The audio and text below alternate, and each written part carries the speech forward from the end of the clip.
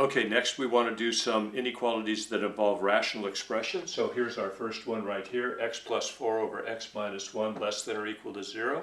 Okay, the rules that we have for doing division are the same as the rules we have for multiplication as far as the sign of the answer goes. So we're going to take the numerator and denominator, these two factors here, and look at their signs just like we did with the quadratic inequalities. So first I'm going to look at the factor x plus 4. And I'm going to ask myself, where is x plus 4 0? And the answer is at negative 4. So I'm going to put negative 4 right here. Now I'm going to look at the denominator, the factor x minus 1, and ask myself, where is this 0? It's 0 at x equal 1, so I'll put that in over here. So there's how I'm going to do my little sign chart. So I know that x plus 4 is 0 when x is equal to negative 4, and it's going to be negative down below that, and then positive up above that.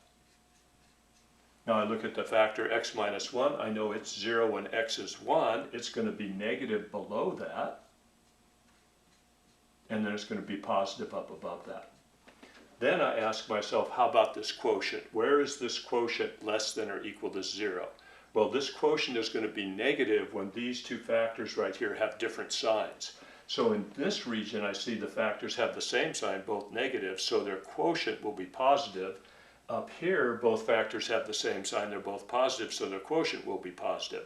So what I want is in this region right here. So here's the region in which this quotient right here is less than or equal to 0. Now I have one other thing I have to be careful of, and that is I can't let my denominator be equal to 0. So x cannot be equal to positive 1. If x is equal to positive 1, this denominator is 0, and I have an undefined term right here. So I'm going to say, here's my solution set. It's going to be in here from x equal negative 4 up to, but not including, x equal 1.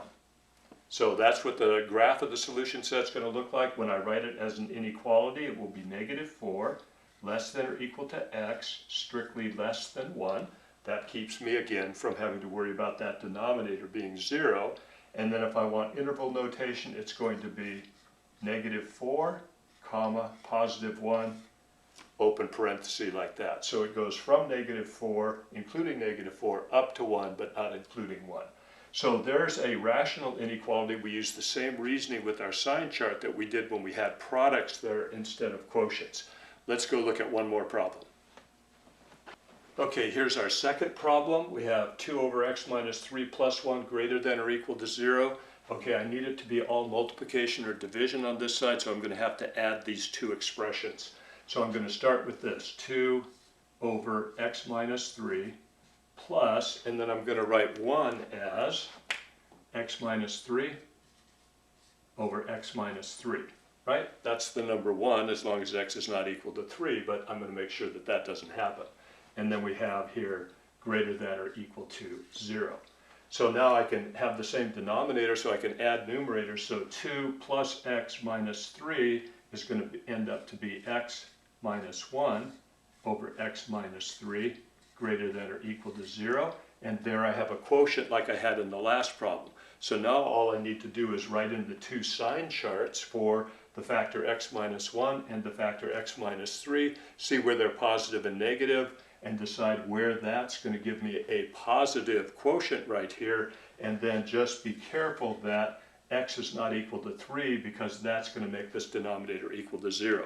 So one extra thing to check when we do these rational inequalities like this, and that is you have to make sure in your solution that if you have a denominator with a variable in it, you don't let that denominator become 0.